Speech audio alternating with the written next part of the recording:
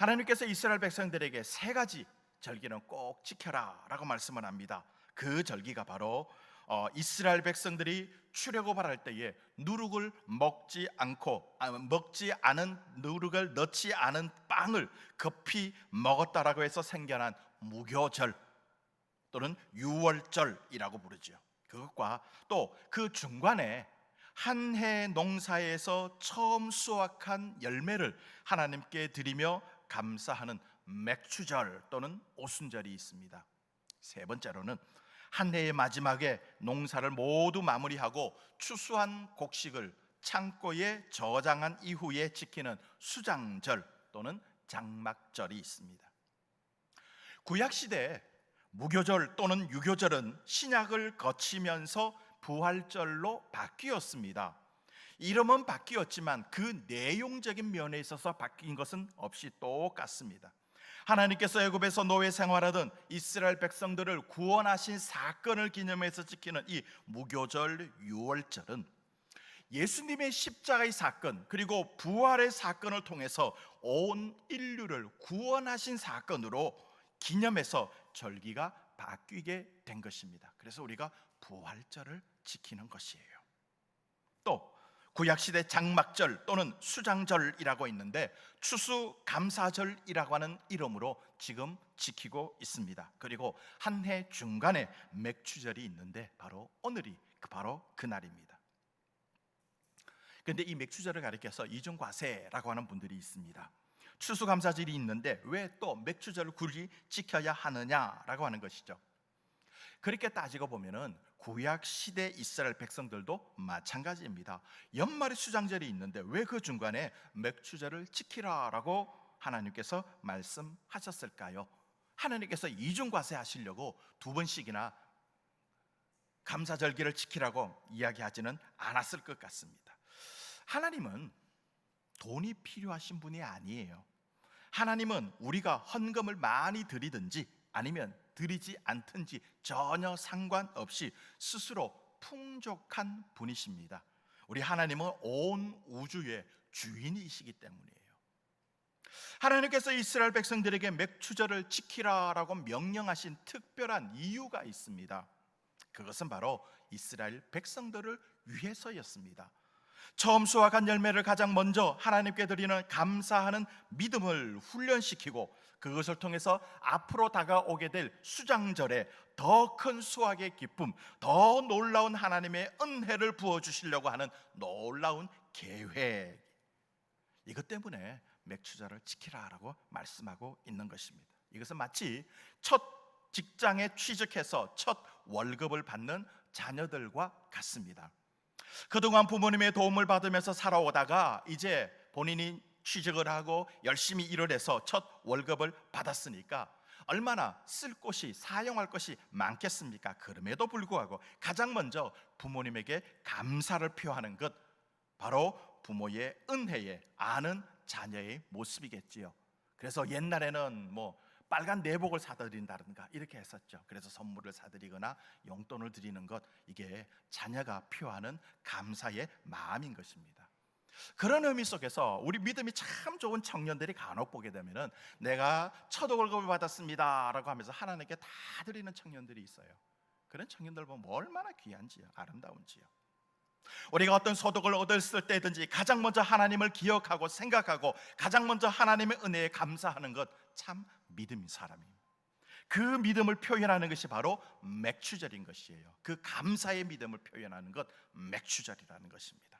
오늘 역대상 29장 이 본문은 다윗이 스스로 자신은 하나님의 성전을 건축할 수는 없지만 이제 아들 솔로몬이 성전을 건축할 수 있도록 모든 준비를 다 갖추어 놓는 데 있는데, 이때 다윗은 물론이고 이스라엘 모든 백성들이 함께 성전 공사에 필요한 자재들과 예물들을 다 바쳤습니다. 그리고 다윗 왕이 하나님께 감사의 기도를 드리는 장면이 바로 오늘 본문인 거예요. 여기에서 우리는 하나님께 드리는 진정한 감사가 무엇인지 잘 알 수 있습니다.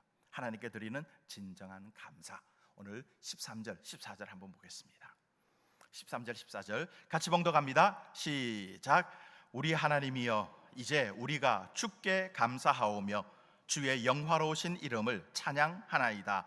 나와 내 백성이 무엇이기에 이처럼 즐거운 마음으로 드릴 힘이 있었나이까?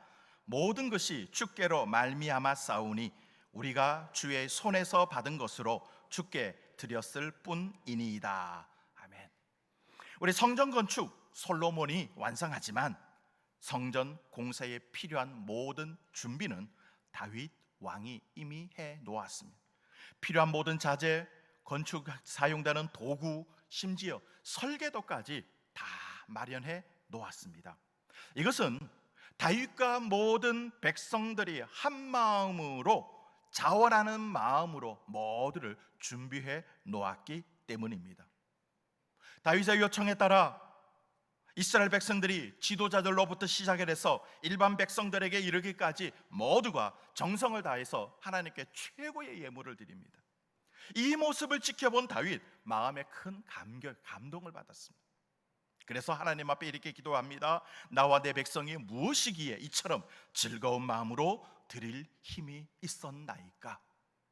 나와 내 백성이 무엇이기에 이처럼 즐거운 마음으로 드릴 힘이 있었나이까? 이스라엘 백성들이 다윗이 드린 이 예물은 정말로 놀라운 것이에요.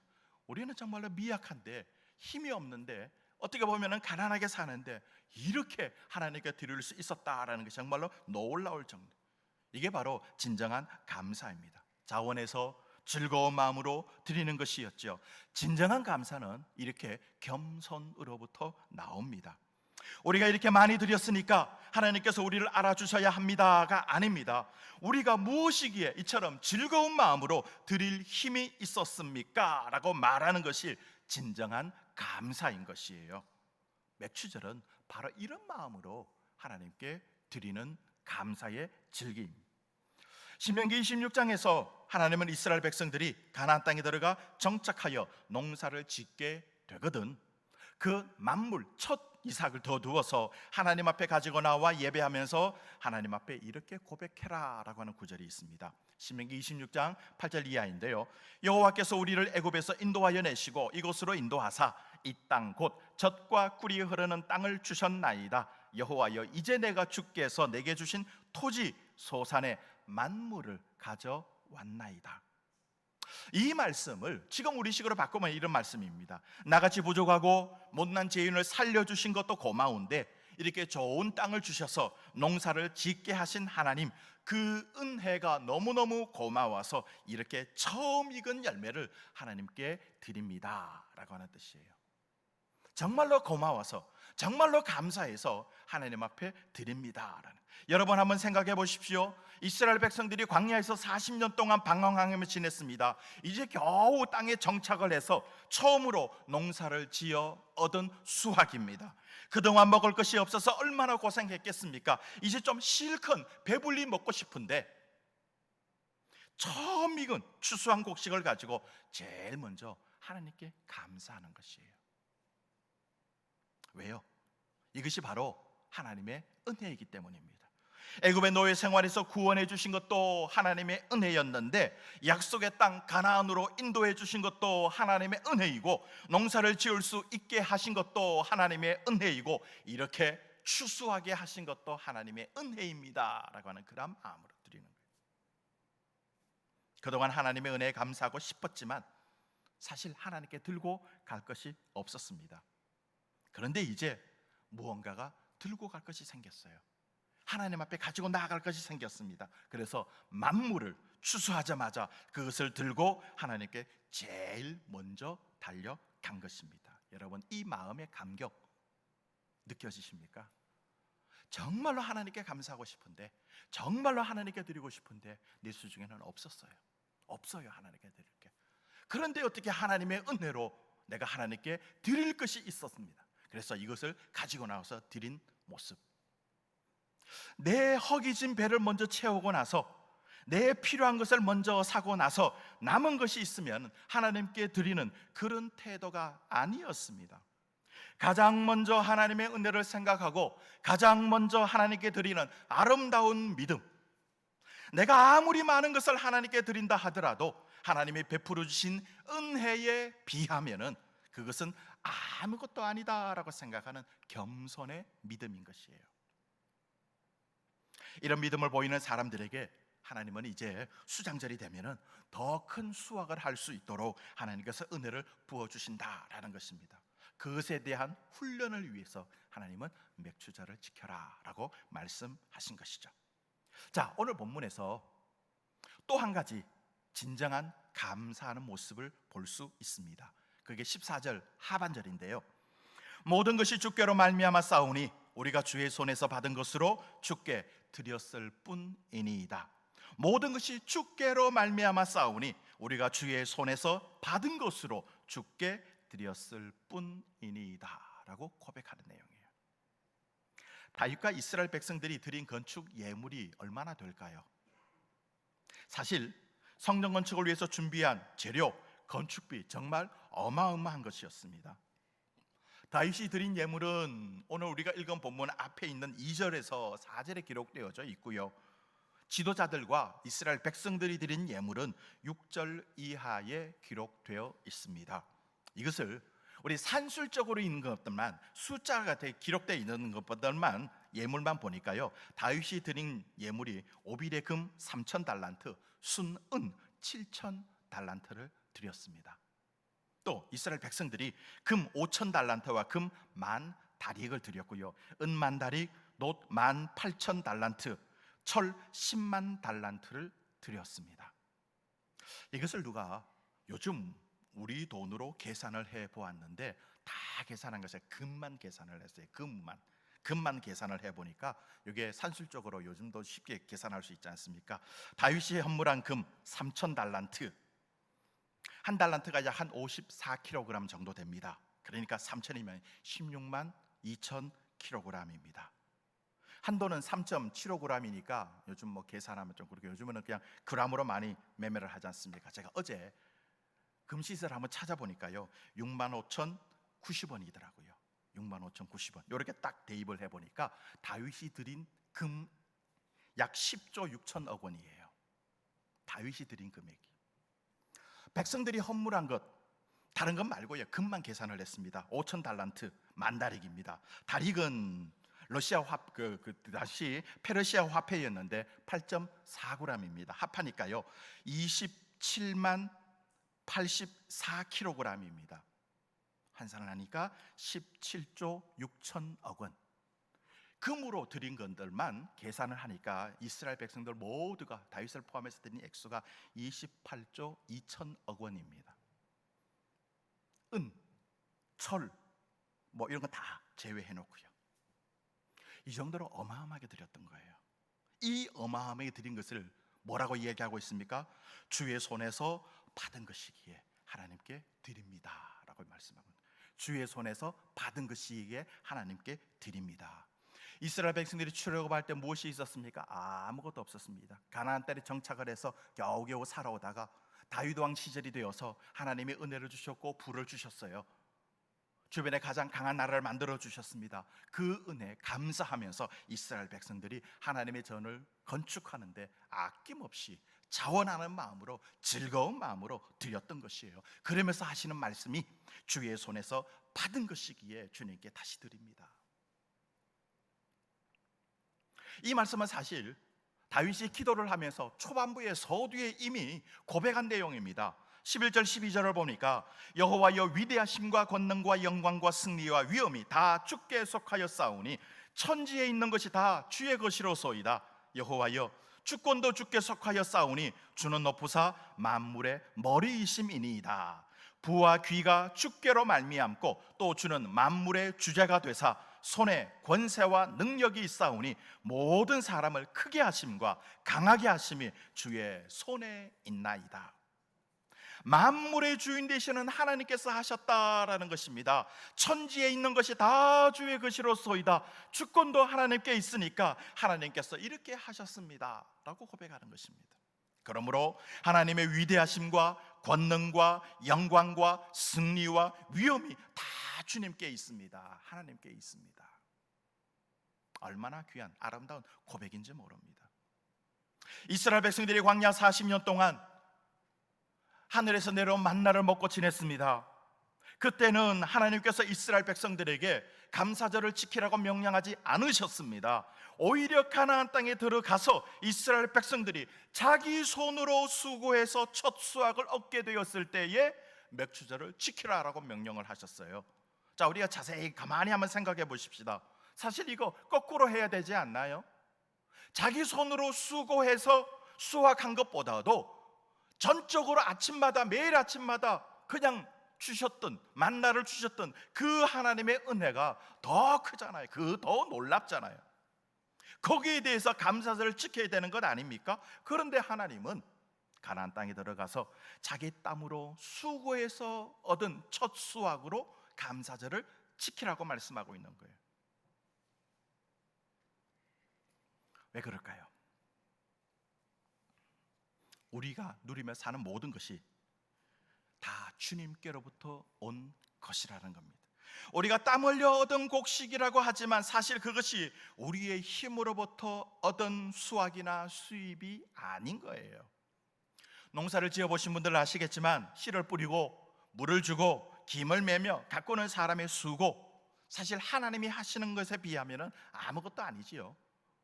농사 짓는 거 힘들어요. 수고스러워요. 정말 고생하는 겁니다. 그렇지만 아무리 사람이 그렇게 하는 것에 비하며 하나님께서 하시는 일에 비하면 사람이 하는 일은 아무것도 아닌 거예요. 우리가 물을 줍니다. 그러나 하나님의 이른 비 늦은 비를 주는 물하고는 차원이 다르지요. 우리가 아무리 열매를 맺고 꽃이 피고 열매 맺게 한다 할지라도 하나님이 햇볕 주시는 것하고 비교가 되겠습니까? 하나님이 하시는 일에 따라갈 수가 없는 것이지요. 그래서 모두게 수확하고 은혜 받는 모든 것은 바로 하나님께서 하시는 일이다. 이것을 인정하고 고백하는 것이 바로 감사라는 것입니다. 그래서 그냥 아침마다 만나를 거두어서 먹은 것에 대한 감사보다도 너희들이 땀 흘렸는데 그 수확한 모습 한번 봐봐라. 이거 얼마나 놀라운 것이냐. 이거 하나님이 주신 것이다 라고 감사 절기를 지키라고 말씀하는 것이죠. 그래서 오늘 본문 다윗이 고백하는 것처럼 우리가 드리는 감사는 주의 손에서 받은 것으로 주님께 드리는 믿음의 행동인 것입니다. 자, 어떤 성도가 천국에 갔습니다. 천국에 도착해 보니까요, 베드로가 그를 데리고 천국을 두루두루 구경시켜 주었습니다. 어느 방에 들어갔더니 많은 천사들이 분주하게 어떤 일을 하고 있었습니다. 베드로가 설명을 해줍니다. 여기는 접수처라네. 하나님께 기도하는 온갖 청원들이 이곳에 접수한다네. 많은 천사들이 얼마나 바쁘게 움직이는지 세상 곳곳에서 보내오는 모든 기도를 다 분류하고 있었습니다. 그곳에 나와서 두 번째 방으로 들어갔습니다. 베드로가 말을 했습니다. 여기는 포장 및 발송처라네. 하나님께 사람들이 보내준 기도, 그것을 하나님이 이제 사람들에게 기도에 대한 응답으로 하나님의 은총과 축복을 보내주는데 이곳에서 포장이 되어서 지상의 기도자들에게 발송되는 것이지 라고 설명을 합니다. 이곳 역시 정신없이 분주했습니다. 엄청나게 많은 천사들이 하나님께서 보내시는 축복을 잘 포장을 해서 지상에 배달하는 일에 땀을 흘리고 있었습니다. 마지막으로 들어간 곳, 가장 후미진 곳인데 조그마한 방이었습니다. 그곳에는 단 한 명의 천사가 아무 할 일 없이 빈둥거리고 있었습니다. 성도가 물었습니다. 여기는 도대체 어떤 일을 하는 곳이기에 이렇게 한가합니까? 베드로가 대답합니다. 이곳은 확인처라네. 사람들이 기도한 축복을 받고 나서 확인서를 보내야 하는데 그런 일이 거의 없어서 할 일이 없는 걸세. 성도가 되물었습니다. 아니, 축복을 어떻게 확인을 합니까? 베드로가 대답합니다. 아주 간단하다네. 그저 주님 감사합니다 한마디만 하면 되네. 사람들은요, 하나님의 은혜로 살아가면서 자기의 힘으로 살아가는 줄 착각합니다. 그래서 하나님께 감사하기보다는 자기를 자랑하며 살아갑니다. 그래서 하나님께서 이루어 주셨음에도 불구하고 하나님께서 주신 은혜, 하나님께서 주신 축복에 대해서 감사할 줄 모르고 잊어버려요. 자기가 한 줄 안다라는 거예요. 감사하는 것, 이게 바로 성도의 모습이고요, 믿음인 것입니다. 감사하는 믿음은 하늘에서 뚝 떨어지는 것이 아니에요. 그 믿음을 가지려면 훈련이 필요합니다. 훈련. 그래서 하나님께서는 맥추절을 지키라라고 말씀하고 명령하고 있는 것입니다. 우리가 놀라운 사실을 하나 하는 것입니다. 그것은 바로 하나님께 감사하는 것이 하나님의 백성으로서 지극히 당연한 일이지만, 그 작은 일에 감사할 때에 하나님은 그 감사 위에 더 크고도 놀라운 은혜를 부어 주신다라는 사실입니다. 우리가 처음 추수한 열매로 맥추절을 지킬 때에 하나님께서는 수장절에는 더 풍성한 곡식을 추수할 수 있도록 은혜를 부어 주시는 것입니다. 사랑하는 성도 여러분, 우리가 얼마나 이 세상에 오래 살겠습니까? 인생에서 중요한 문제가 무엇입니까? 오래 사는 게 아니에요. 어떻게 사느냐의 모습 아니겠습니까?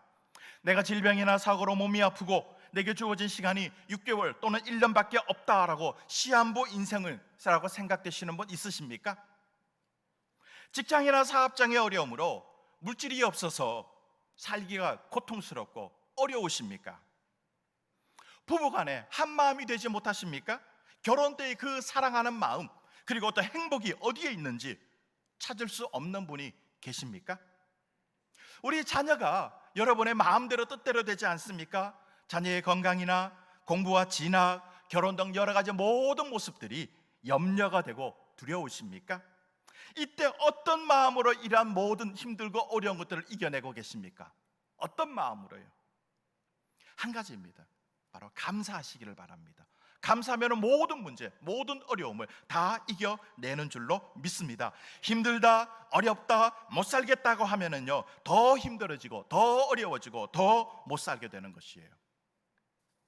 노르웨이에서 전해오는 이야기입니다.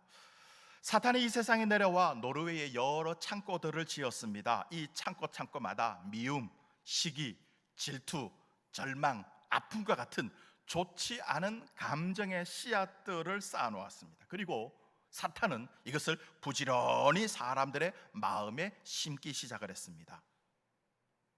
씨앗들이 뿌려지기만 하면은요, 사람들의 마음속에서 쑥쑥 자라나서 사탄은 매우 만족했습니다. 그런데 어느 날 유독 한 마을에서만 이 씨앗이 별 효과가 없어요. 자라지를 않아요. 모든 악한 영들이 다 몰려들어서 아무리 씨앗을 뿌려도 그 마을의 사람들은 아무도 그 씨앗이 자라나는 것을 볼 수 없습니다. 그래서 화가 난 사탄이 이 사람들의 마음을 자세히 들여다보았습니다. 그랬더니 거기에는 이미 다른 씨앗이 심겨져 있는 거예요. 그래서 사탄의 노력이 소원이 없는 것을 알게 되었습니다. 그래서 그 마을의 이름을 살펴보니까 감사라는 마을이었습니다. 거기에 사는 사람들의 마음에 감사라고 하는 씨앗이 이미 심겨져 있었으니까요, 인간에게 좋지 않는 모든 감정의 씨앗들을 아무리 심어봐야 소용이 없었던 것입니다. 무슨 말입니까? 감사하는 마음이 자리를 잡으면 다른 마음들이 우리에게 자리를 잡을 수 없다라는 것이에요. 염려나 근심이나 걱정이나 두려움이나 미움이나 시기나 질투나 교만이나 열등감이나 절망이나 아픔이나 이런 모든 것들이 심겨질 수 없는 것이에요. 감사가 있으면 이런 모든 것들을 다 이겨내는 것, 이게 바로 우리에게 주신 놀라운 은혜이고 해결 방법인 것입니다. 감사하는 마음을 갖고 살아간다면 그것이 바로 하나님의 은총 가운데 사는 모습입니다. 이렇게 감사하면은요, 6개월, 1년이 아니라 6년, 60년이 될 수도 있고요, 물질이 빠져나가는 것이 아니라 더 풍성한 마음으로 풍성하게 넉넉하게 살 수 있게 되는 것이죠. 자녀가 열심히 사는 모습을, 행복한 모습을 보고 우리도 행복해질 수 있는 것 아닐까요? 그 감사하는 마음에 하나님은 한 가지를 덧붙여 주신데 바로 영생입니다. 하나님 나라에 대한 영생, 감사하는 사람에게 주시는 놀라운 복 아닐까요? 오늘 맹추감사를 지키는 우리 모든 큰숲교회 성도님들, 어떤 상황 속에서도 늘 감사하는 믿음 갖기를 바랍니다. 감사하는 믿음에 하나님은 더 큰 은혜와 더 큰 축복을 주시는 줄로 믿습니다. 그 은혜, 그 복에 또 더 큰 감사를 드리면은 그것보다 더 큰 복이 임하는 것이에요.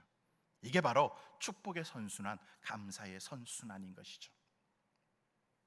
이와 같이 믿음의 열매가 여러분의 삶에 아주 풍성하게 맺혀 늘 감사하며 행복하게 사는 우리 귀한 성도 되시기를 우리 주님 이름으로 축원드립니다.